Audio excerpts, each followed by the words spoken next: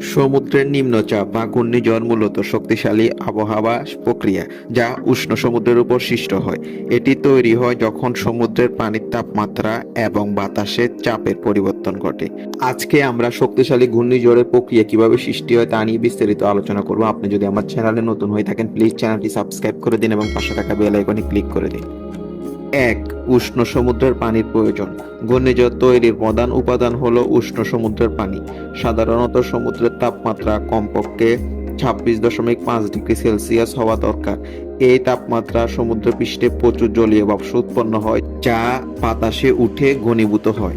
2. বাষ্পের উত্থান। উষ্ণ সমুদ্র থেকে প্রচুর জলীয় বাষ্প বাতাসে উঠতে শুরু করে। এই বাষ্প ঠান্ডা হলে আবার জলবিন্দুতে পরিণত হয়। বাষ্পের ঘনীভবন প্রক্রিয়া প্রচুর পরিমাণ তাপশক্তি নির্গত হয়, যা চারপাশের বাতাসকে উত্তপ্ত করে। 3. নিম্নচাপের সৃষ্টি। উষ্ণ বাতাস উপরে উঠতে শুরু করলে নিচে একটি শূন্যস্থান সৃষ্টি হয়। এর ফলে আশেপাশে ঠান্ডা বাতাস সেই শূন্যস্থান পূরণ করতে সেখানে ছুটে আসে।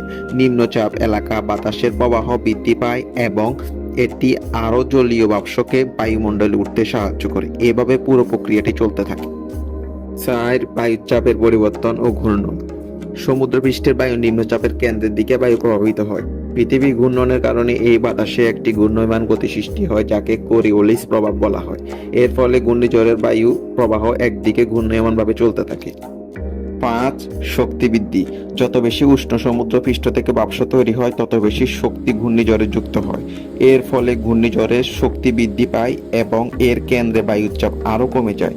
শক্তি বৃদ্ধি পেলে ঘূর্ণিঝড়ের গতি এবং ধ্বংসাত্মক ক্ষমতাও বাড়তে থাকে। 6. ঘূর্ণিঝড়ের মেঘ গঠন ও বৃষ্টিপাত।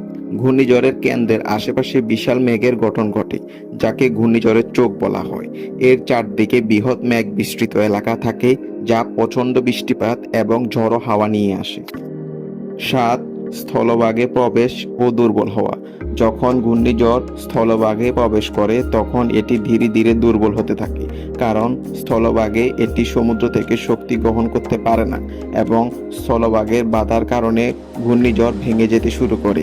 কিন্তু স্থলভাগে প্রবেশের আগেই এটি ব্যাপক ক্ষয়ক্ষতি করে যেতে পারে।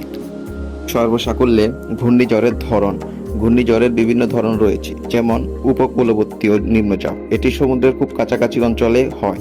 তীব্র ঘূর্ণিঝড় সাধারণত 118 কিলোমিটার ঘন্টা বা তার বেশি গতিবেগের ঝড়। Super cyclone. এটি অত্যন্ত শক্তিশালী ঘূর্ণিঝড়, যার গতি 220 কিলোমিটার ঘন্টারও বেশি হতে পারে।